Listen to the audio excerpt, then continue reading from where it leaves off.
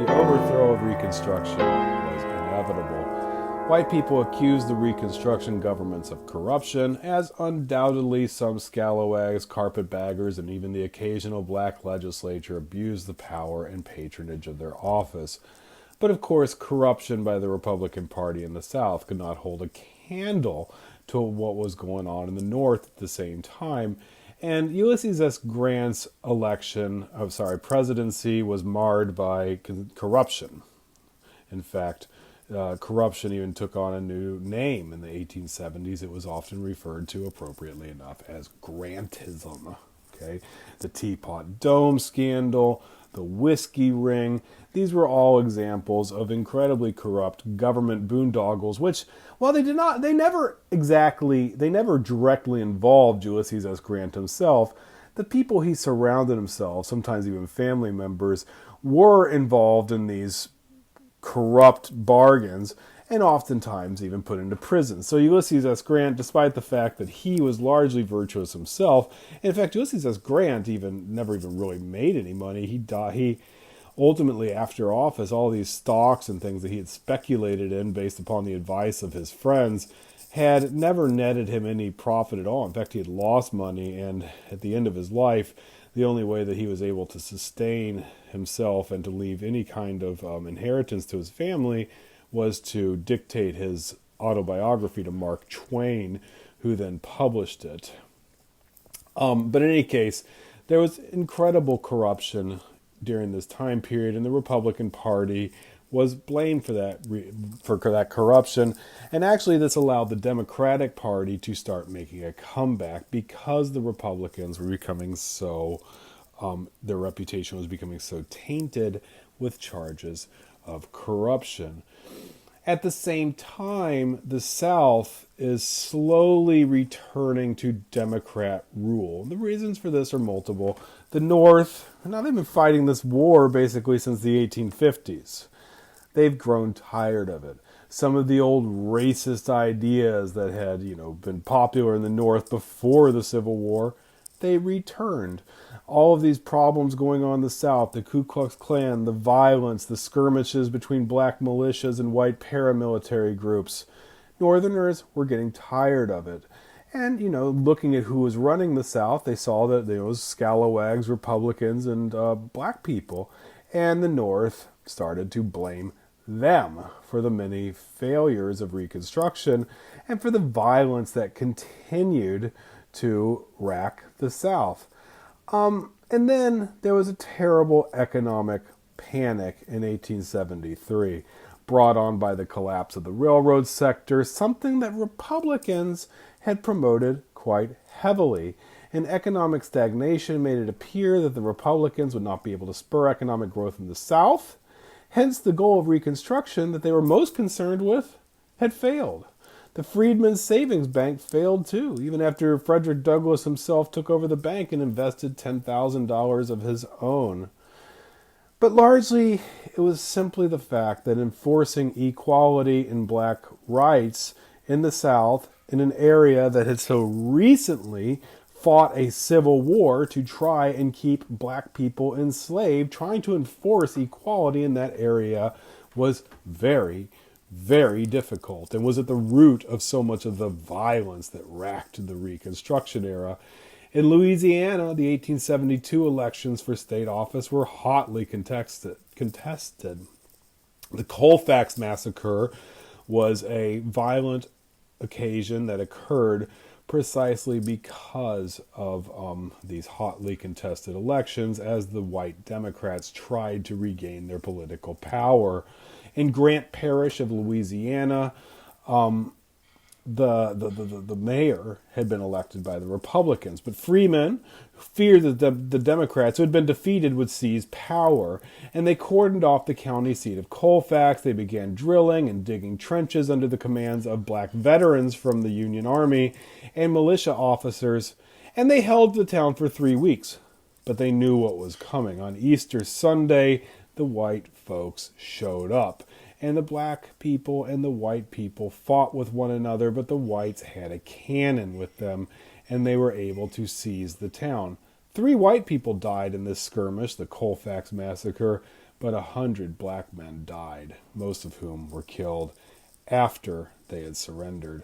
What this confirmed was that any large-scale confrontation with Southern whites by black people, even if those black people are Union soldiers, officially doing the charge of the federal government, in any large-scale confrontation with Southern whites who had experience with guns and still had better weapons would be fatal for the black people. Now, this fact that black people who are trying to defend a fairly and freely elected government official in Colfax, and then they were invaded by white paramilitary groups, this should have been punishable under the Enforcement Acts, which we discussed in the last lecture, which Grant put into place between 1870 and 1872. And ultimately, there is a lawsuit that these white people who invaded Colfax and fought against federal soldiers, black federal soldiers, had grossly violated the law, the Enforcement Act of 1870. Ultimately, the case makes it to the Supreme Court. This is called U.S. versus Cruikshank. But it confirmed that the responsibility for punishing crimes by individuals would remain with the local and state authorities. Now think about this, right? These were white paramilitary groups from Louisiana who went and attacked black officers in Colfax, Louisiana. Who was going to try those white people for attacking the black people? Local courts made up almost entirely of Southern whites. As a result, the black folks had no chance for justice.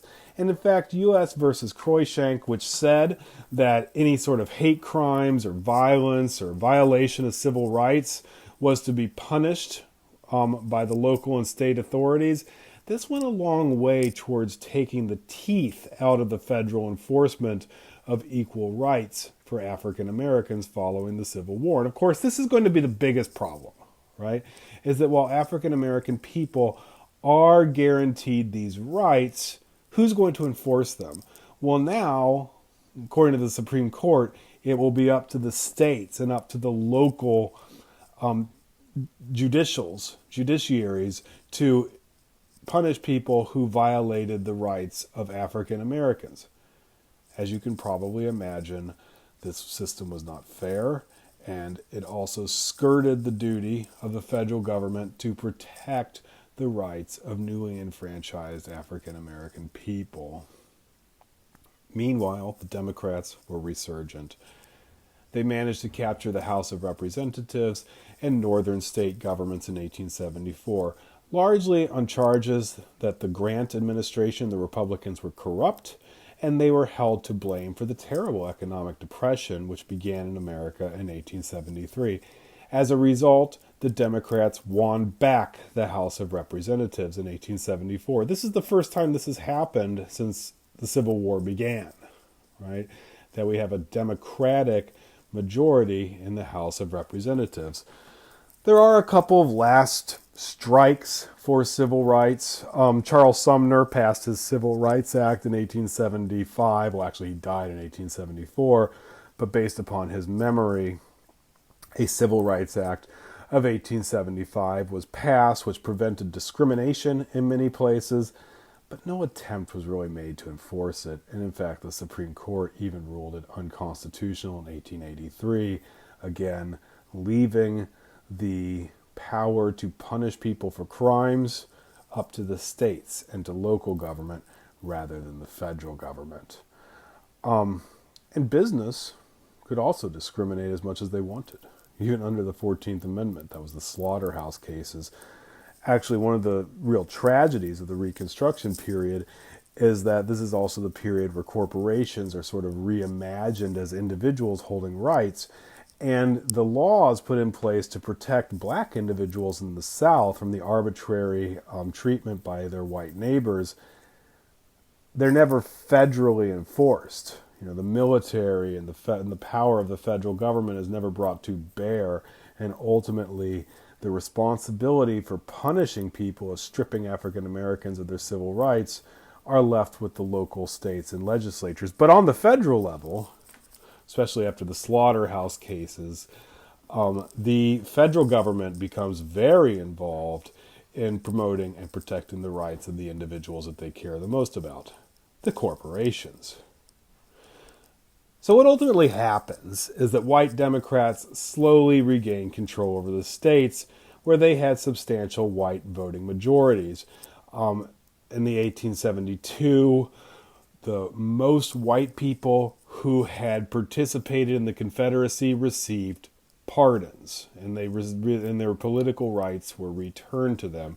And of course, once their political rights were returned to them, they voted for the same political party that they always had, the Democratic Party, the same party that had supported states' rights and slavery in the years leading up to the Civil War. And ultimately, by getting political power back, and remember, South Carolina is the only southern state where black people held a majority. Once white people were re-enfranchised, this almost guaranteed that these states would flip from Republican to Democratic control. Political power was now, once again, in the hands of white people, who refer to themselves as redeemers, since they liberated the white South from corruption, as they said, misgovernment, and northern and black control. These redeemers would not stop until the entire South had been put back under the control of the Democrats. This period is called redemption, because white Southerners now knew, especially once they were pardoned and allowed to return and allowed to renew their political rights that they had held before the Civil War, they knew that this would be the end of Reconstruction, and they started participating in politics once again. And they also knew that the North was growing very tired of intervening in the South. Reunification had been achieved. The South had reconstituted its governments. The states had been readmitted to the Union. And they were ready to go back to whatever semblance of normality they could between North and South. In other words, the North was getting ready to abandon the most grand social experiment ever embarked upon by the United States to try and remake the South into a more egalitarian and republican form of government, a society where equal rights were respected and African American people enjoyed the same political rights and privileges as their white brethren. Alas, the North would ultimately abandon this project only about half finished.